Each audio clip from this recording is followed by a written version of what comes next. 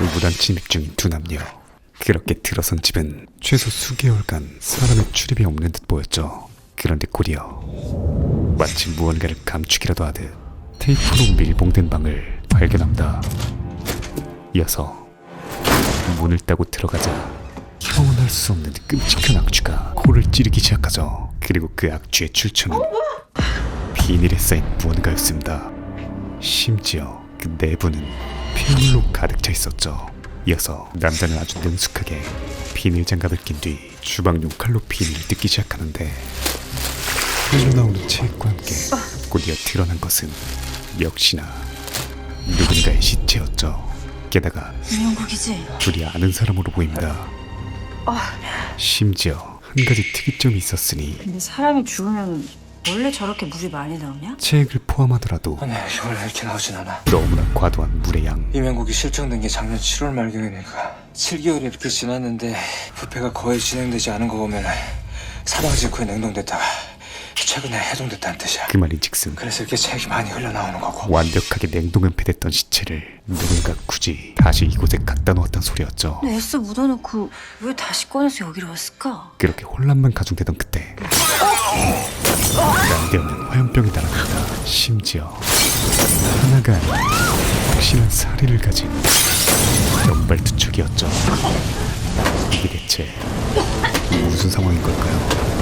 숨도 못 쉬는 지리는 드라마 커넥션 바로 시작합니다. 불과 일주일 전 마약반 에이스 경찰 장재경은 대형 마약 조직을 소탕하며 승승장구하던 어느 날 갑자기 누군가에게 납치를 당하게 되는데 3일 후 풀려나게 되지만 그 3일간의 기억은 1도 존재하지 않고 한 가지 확실한 것은 마약반 경찰인 그가 마약에 중독당했다는 것이었죠. 대문봉. 그리고 자신을 그렇게 만든 범인 속칭 닥터의 문자엔 옛 친구 준서와 자신만 아는 비밀 숫자 S1888. 188이가 적혀 있었습니다. 그렇게 사건의 실마리 준서를 찾아 나섰지만 그는 이미 죽음을 심지어 자살을 한 뒤였죠. 하지만 여러 정황상 그가 자살을 했다는 게 석연치 않던 재경은 부검을 주장하지만 그를 막아서는 수상한 동창들의 격한 반대에 부딪히게 됩니다. 그리고 그 혼돈의 소용돌이 속에 주목해 주시기 바랍니다. 죽은 준서가 남긴 무려 50억 생명보험의 승계자가 발표되는데 그 주인은 그의 아내도 그렇다고 그의 절친들도 아닌 20년간 준서와 연을 끊고 살던 장재경, 자신과 오윤진, 또 다른 동창생 윤진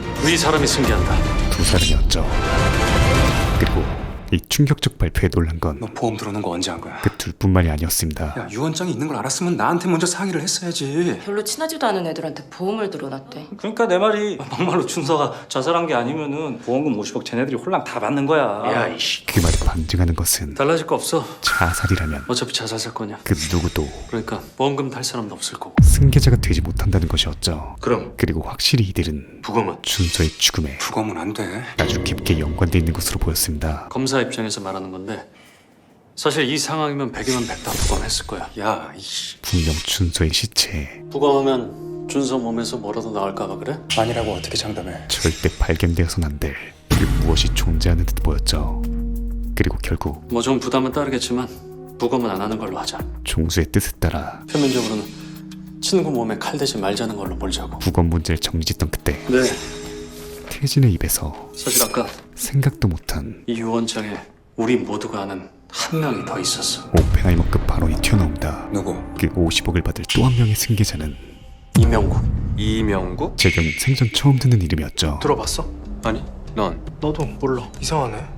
근데 아까 왜 태진이가 이명국 이름은 말을 안 했지? 그렇게 또 다른 혼돈이 피어오르는 가운데 부검하자. 어떻게든 부검을 하려는 측과 보험금 탐나서 이러는 거야? 어떻게든 부검을 막으려는 자들 간에 준서가 자살인 게 그나마 너희들한텐 다행일 텐데 아니었으면 너희 셋이 용의선상 맨 위에 있게 되거든. 치열한 대립이 시작됩니다. 말도 안 되는 일 그만하고 지금이라도 재수 씨 설득해서 부검 서두르자고. 부검하면 뭐가 꼭 나올 거라고 확신하는 얼굴이네. 그때 강력반 형사들이 도착하고 안현지청 박태지 검사입니다.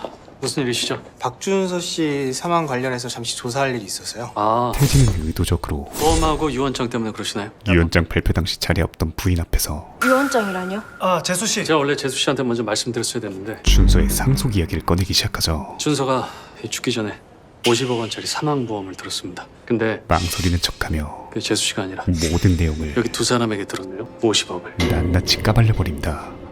저도 그게 이상하다는 겁니다. 재경이 설득을 이어가 보지만 아니, 그 많은 보험금을 평소 연락도 없던 친구인 저한테 남겼다는 게 그게 상식적이진 않지 않습니까? 그래서 이미 태진의 에피타이저가 깔린 지금 남겨진 아내의 머릿속은 부검하자고 한 거예요? 아니요, 그거는 아니고.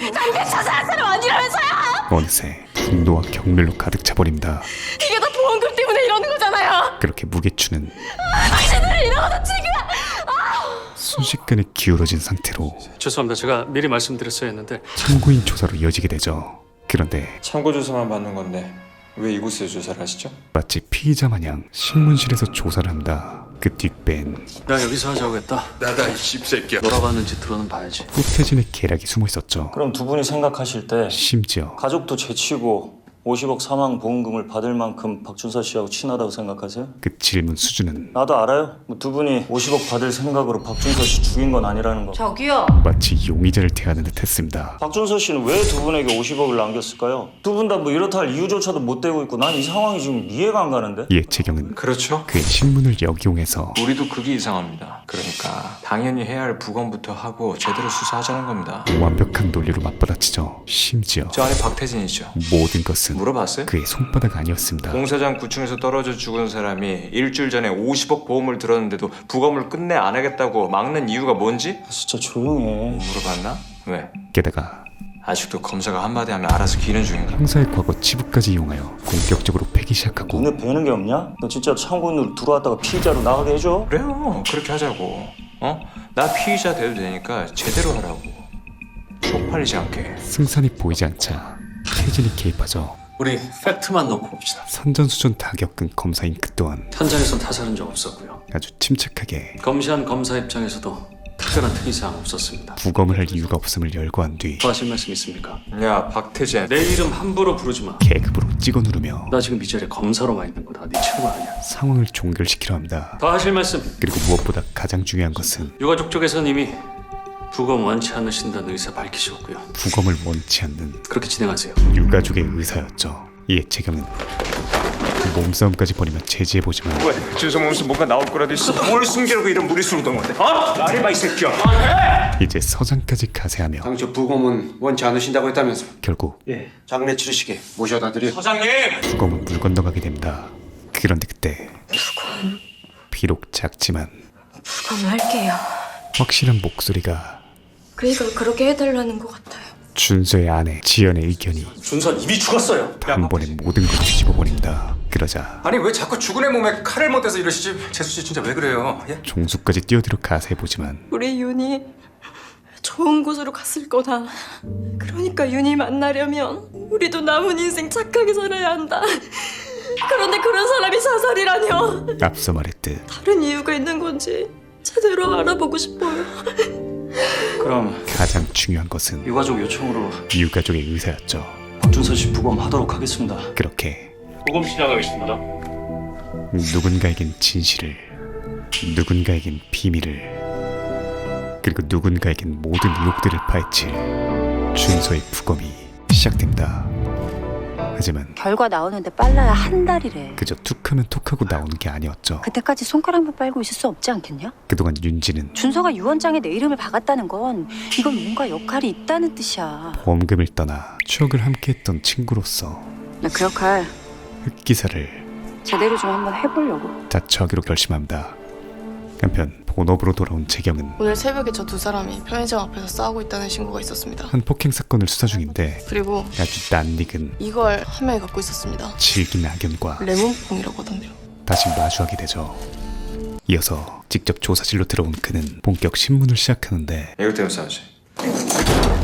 약이 보이자마자 앉아. 발정난 개마냥 정신을 못 차리기 시작합니다. 언제부터 나왔어? 이에 재경은 한 달 같은 될것 같아. 아주 교묘하게 하나를 먹으면 약 하나 얼마나 가? 수사를 빙자한 처음에는 그러니까 하루 이틀 가다가요. 자신의 개인적 궁금증을 짤 마셔. 풀기 시작하죠. 지금 약 못 먹은 지 얼마나 됐지? 저희 아무 일주일 됐어요. 현재 6일째인 재경과 비슷한 상황이었습니다. 왜 그렇게 됐어? 그렇게 2주 전부터 약 먹기가 너무 어려워졌어요. 압도적인 중독성과 지금 몇 알 먹어? 미친 듯한 증량 속도까지 파악하던 그때 틈을 노리던 중독자가 재경을 덮치기 시작하는데 그 모습은 흡사 좀비와 다를 바 없었죠. 그렇게 조사는 중지돼버리고 카타지가 약의 공급이 끊겨 초조한 건 유통책 진욱 또한 마찬가지였습니다. 내일 자정까지로 합시다. 자정 넘기면 단순 돈을 넘어 나도 레몬뽕 유통업 접고 사람 잡으러 다니는데 집중할 테니까. 이젠 목숨이 걸린 상태인 그는 잘 아시잖아요. 저희 쪽에서 먼저 연락하는 순간 닥터와의 거래는 그친 거. 룰까지 어기며 공급망 닥터에게 전화를 걸죠. 닥터? 한편 이명국이라는 사람이 있잖아요. 이명국의 조사를 지시했던 재경은 실종? 7개월 전에 신고가 됐습니다. 무려 반년 전에 그가 사라졌다는 보고를 받습니다. 신고한 사람은? 회사 동료입니다. 회사 이름은? 같은 시각 금영약품. 거기 원종수가 사장이잖아. 그렇지. 윤진 또한 기자 짬밥을 살려 이명국에 대해 조사 중인데 너는 이명국을 어떻게 알게 된 건데? 사실 그녀는 이미 회사 내부 비리 제보할 게 있다고 신문에 실어달라고 그러더라고. 그와 접촉했던 적이 있었죠. 근데 인터뷰하기로 한 날 안 나왔어.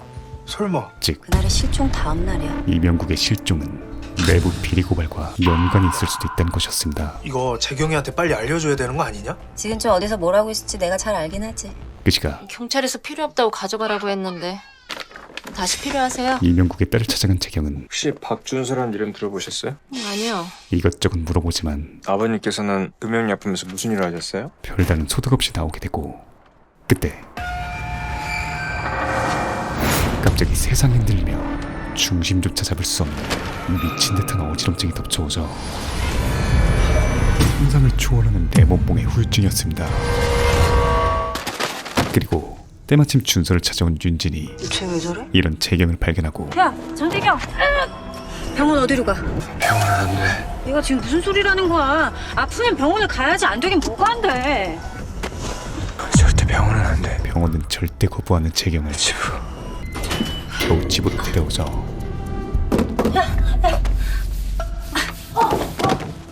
좀 괜찮냐? 그렇게 잠시 숨을 고르던 그때 문득 방금 던진 택배에서 낯익은 이름을 발견합니다.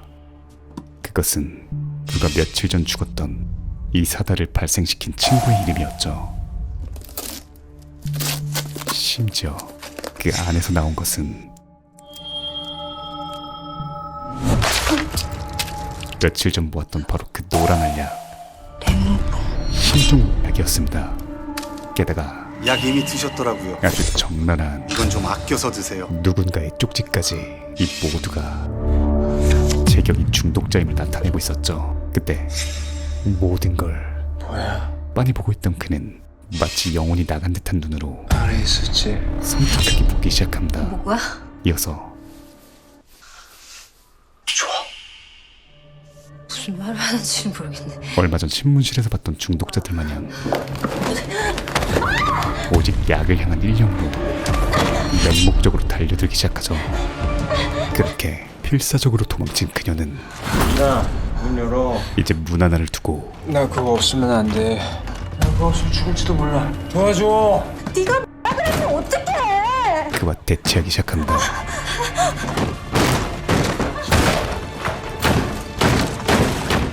문 열어. 그냥 못 열 것 같아. 문 열어. 너 정신 차려, 진짜! 몇 시간 뒤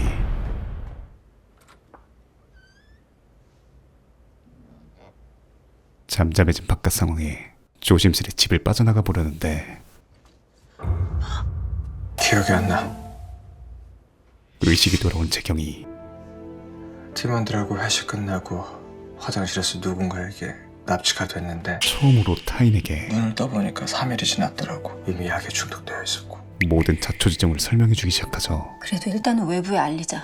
이에 윤지는 자수를 권해보지만 그는 안 돼. 단호했습니다. 왜? 이 사실이 알려지면 난 이 사건에서 배제될 거야. 허나 그 이유는 내가 여기서 빠지면 이 사건 아무도 관심 없어. 너도 봤잖아. 부검도 없이 그냥 화장부터 하려고 한 거. 무엇보다도 명확했죠. 내가 사건에서 배제되면 네가 바라는 그 보험금도 끝이야. 좋겠다. 그런데 그때 그 약 돌연 다시 가지고 있니? 약의 소지를 캐묻는 좀처럼 종잡을 수 없는 상태를 보여줍니다. 아니, 하지만 없앴어. 이어진 그녀의 말에 잘했어. 오히려 담담해진 그는 잘했다. 깔끔히 미련을 버린 채 너 그 몸으로 어딜 가려고? 누가 나 이렇게 중독시켰고 누가 준서를 그렇게 만들었는지 빨리 찾아야 돼. 다시 수사를 재개합니다. 그리고 그의 목적지를 예상한 그녀는 너 이명국 집 가볼 거면 내가 태워다 줄게. 그렇게 그와 한 팀이 되어 실종된 이명국의 집에 도착했고 인트로의 상황이 펼쳐졌던 것이었죠. 비닐에 쌓여있던 시체가 바로 이명국이었던 것이었습니다. 이에 재경은 예, 반장님. 주소 받아 적어. 곧바로 후배에게 지원 요청을 하고 과학수사단한 게 빨리 와. 지원 병력을 기다리던 그때 사리가 가득한 화염병이 날아들어왔던 것이었죠. 결국 수많은 실마리들이 담겨있을 시체와 집을 포기한 채 그대로 빠져나오게 되고 그와 동시에 그의 금단 증상이 재발해버리죠. 정신 차려. 이러면 어떡해. 경찰차 오잖아. 그렇게 경찰을 피해 급히 자리를 뜨는데 어디로 가야 돼? 재경이 경찰서로 가라고 합니다. 아니 지금 경찰 피해서 나왔는데 경찰서를 왜 가? 결국 경찰서로 가 빨리. 그의 고집을 못 이기고 경찰서에 도착하는데 야 장재경. 재경의 목적지는 바로 진검은 내몸봉을 보관했던 후배의 서랍이었죠. 그렇게 마지막 힘을 짜내 약을 향해 손을 뻗으며 웃음까지 피어나는 그의 모습은 이제 영락없는 중독자였습니다. 이어서 약을 꺼내려던 그 순간 서서히 정신을 잃고 말죠. 몇 시간 뒤 그가 다시 눈을 뜬 곳은 화장실. 자신이 왜 여기 있는지조차 그야말로 아무런 기억이 없는 그는 조심스레 거울 앞으로 다가갑니다. 그곳엔 사라진 눈의 충혈과 또렷한 정신을 가진 자신이 있었죠. 그리고 그것이 방증한 것은 약을 먹고 말았던 것이었습니다.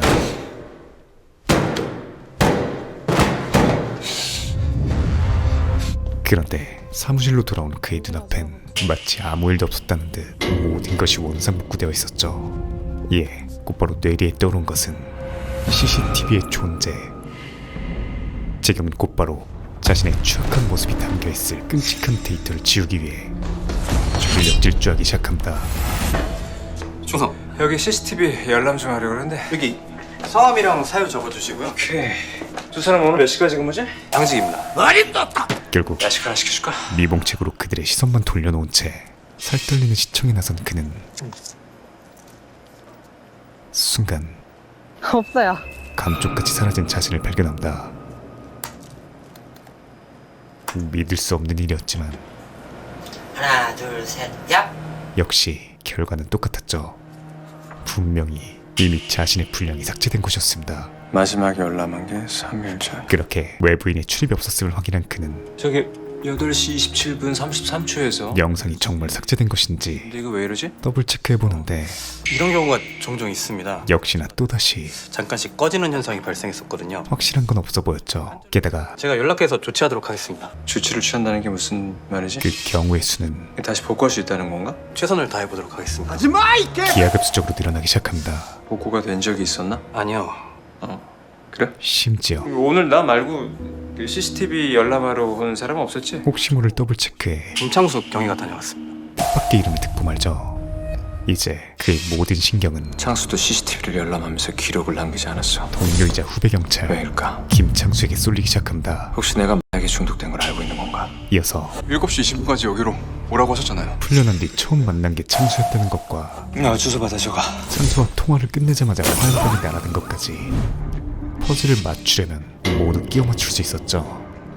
한편 배달책 진욱의 똘마니는 웬일로 한시름 놓은 표정인데 형님, 닥터라는 놈 진짜 이상하지 않습니까? 그들은 어젯밤 어떻게 하고 딱 숨 넘어가기 직전에 이렇게 약을 풀죠? 닥터에게 물건을 받고 간신히 납품 기한을 맞춘 상태였습니다. 이렇게 풀릴까? 저 진짜 엄청 쫄았습니다. 하지만 진욱의 표정은 여전히 잔뜩 굳어 있었죠. 닥터가 아니야. 예? 그 이유는 결국 못 참고 내가 먼저 전화했어. 절대 먼저 연락하지 않는다는 불문율을 어겼음에도 다시 장사 시작합시다. 지금 얼마 필요해요? 닥터가 전혀 개의치 않았다는 점이었습니다. 견제된 목소리 그대로였지만 말투가 달라졌어. 그 말인즉슨 우리의 룰을 어긴 것도 모르는 눈치고. 그럼 닥터가 이게 어떻게 된 거죠? 닥터가 아닐 가능성이 있다는 것이었죠. 까치지가 수영은 좆됐단 걸 깨닫고 저 경위님 레몬봉 하나 남은 거 있잖아요. 없어요. 없어졌습니다. 증거물의 분실을 알립니다. 이리 와. 이어서 저 반장님. 뭔데? 그 어제 걔들 있잖아요. 레몬뽕 갖고 싸우던 애들. 재경은 창수의 보고를 들으며 서랍에 넣어놨는데 그게 없어졌답니다. 그의 일거수일투족을 김창숙 경위가 다녀왔습니다. 그의 눈빛, 행동, 숨소리 하나하나를 김창수 뭐 하자는 거냐? 딥하게 관찰하기 시작하죠. 그렇게 그거 알겠는데 그냥 없어진 거면 악용될 수도 있잖아. 그걸 왜 그렇게 관리해? 그렇긴 한데 그렇긴 한데가 아니고 메소드 연기를 조져주며 CCTV 봤어? 이중적 질문으로 그를 떠보기 시작합니다. 하지만 그의 눈빛은 아니요. 전혀 흔들림이 없어 보였죠. 저도 못했습니다. 죄송합니다. 그럼 이어서 재경은 수사 기록에 증거품들 아예 없었던 걸로 바꿔. 아주 자연스럽게 기록엔 있는데 분실한 상태로 검찰에 넘길 순 없잖아. 자기가 먹은 약을 다른 방법 있어? 애초에 존재치 않았던 것으로 아닙니다. 앞으로는 조심해. 증발시켜버린다. 죄송합니다. 하지만 지금 이 순간 가장 찝찝한 것은 여전히 창수의 존재였죠. 그냥 모른 척 하는 걸 수도 있지 않을까? 내가 난처해할까봐 모른 척 덮어준 걸 수도 있어. 그렇게 재경의 머리가 복잡해져 가던 그 시각 한 남자가 빠른 걸음으로 어디론가 향하기 시작하고 급하게 배를 누르는데 집으로는 오지 말라고 했잖아. 집주인이 문을 열자마자 목덜미를 잡고 미친 듯이 밀어붙이기 시작합니다. 바로 박태진과 죽은 준서의 부인 최지연이었죠. 분명 장례식장에선 깍듯이 예의를 지키던 그가 비밀번호 뭐야? 갑작스런 비밀번호를 요구하고 마지막으로 한 번만 더 묻는다. 비밀번호 당장 돼. 마치 죽일 듯이 비밀번호 당장 돼! 화를 내기 시작합니다. 하지만 그녀는 동공이 풀린 상황에서조차 내 입을 열지 않았죠. 그렇게 빨리 말해. 말이 이어질수록 그게 너나 나나 이 상황에서 벗어나는 길이다. 더 의미심장해지고 무슨 상황? 그녀의 입에선 나랑 이렇게 붙어먹은 상황? 귀를 의심할 왜? 이젠 떼어내고 싶니? 충격적인 말이 튀어나온다. 꼴 좋네. 보험금은 엄한 놈들한테 가게 생겼으니.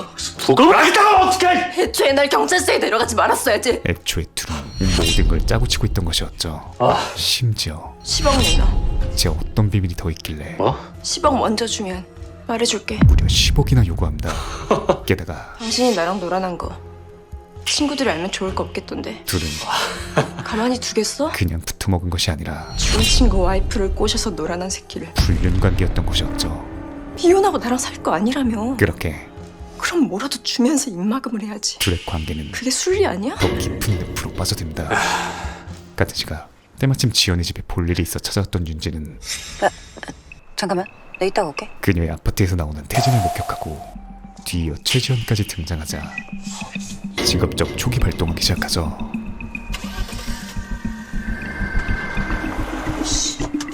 이어서 마치 작전이라도 펼치듯 두 차량이 양갈래로 갈라지자 최지연의 차를 선택합니다. 그리고 그녀의 목적지는 한 모텔이었죠. 이어서 마치 자석문양 이끌려온 낯익은 차량 태진까지 목격해버린다.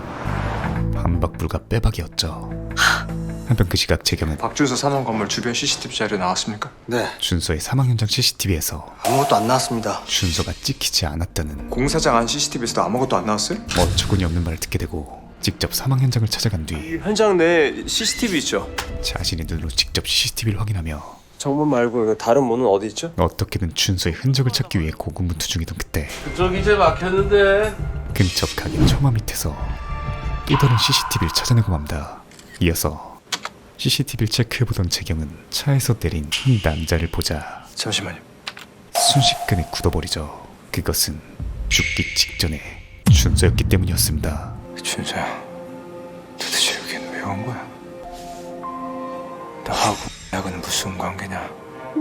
그런데 이어지는 화면에선 곧바로 또 다른 차가 등장하죠. 심지어 그 시각은 사망 추정 시간이 11시 반에서 12시 사이라고 했는데 준서의 사망 불과 10분 전 재경은 이 CCTV가 사건의 핵심적인 열쇠가 될 것임을 본능적으로 깨닫기 시작하죠. 그런데 그런 그의 모습을 누군가 훔쳐보기 시작합니다. 나머지는 제가 복사해서 자세히 보겠습니다. 그의 정체는 또 다른 동창생 정민호였죠. 이어서 CCTV 복사를 준비하던 재경에게 여기 일부 백업 받아놓은 게 있는데. 주인이 USB 하나를 내밀지만 아니요, 괜찮습니다. 이 전부 다 받아야 될 것 같아요. 제가 금방 다녀오겠습니다. 재경이 필요한 건 전체 영상이었습니다. 그렇게 하드디스크를 가지러 갔는데 생각지도 못한 곳에 달려있던 CCTV를 바라보며 준서가 죽은 그날 이 앞을 지나갔던 자신과 오치현 촬영됐음을 확신합니다. 아유, 벌써 오셨어? 아이고. 그렇게 가게로 들어온 윤호는 끔찍한 짓을 저질러버리죠. 몇 분 뒤 다시 돌아온 재경이 눈앞엔 사장님. 칠갑을 한 사장님과 불타고 있는 CCTV 서버가 보입니다.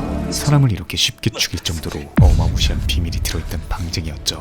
그렇게 또다시 겨우 찾은 실마리가 사라지던 그 순간 사장님이 마지막 사력을 다해 지킨 무언가를 쥐어주기 시작합니다.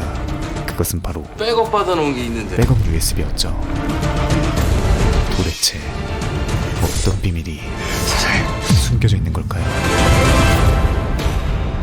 이전 1, 2화 소개 영상을 보고 싶으신 분들은 고정 댓글과 최종 화면을 참고하시기 바랍니다. 드라마 커넥션, 진짜 요새 제일 재밌게 보고 있는 드라마인데요. 폭풍처럼 몰아붙이는 미친 속도감의 드라마라고 생각합니다. 도무지 예측할 수 없는 전개와 파격적인 반전들, 그리고 계속해서 뿌려지는 수많은 떡밥들이 나중에 어떤 결과로 귀결될지 너무 기대되고요. 정주행 자신있게 추천드립니다. 오늘 소개해드린 내용은 드라마 커넥션 3화부터 4화까지의 내용이고요. 매주 금, 토, 밤 10시 채널 SBS에서 방영됨을 알려드리며 물러가겠습니다. 감사합니다. 지묵이었습니다. 지금 보이시는 화면처럼 구독과 알람 설정을 해주시면 매주 새 영상이 올라오자마자 접하실 수 있습니다. 강요는 아니고요. 네가 개가 되라면 내 개가 된다. 이 새끼한테 입만 걸리면 거짓말이 자동으로 나와. 개야. 누구인가? 지금 누가 개를 내었어? 살랑 네 복수가 봐라. 네.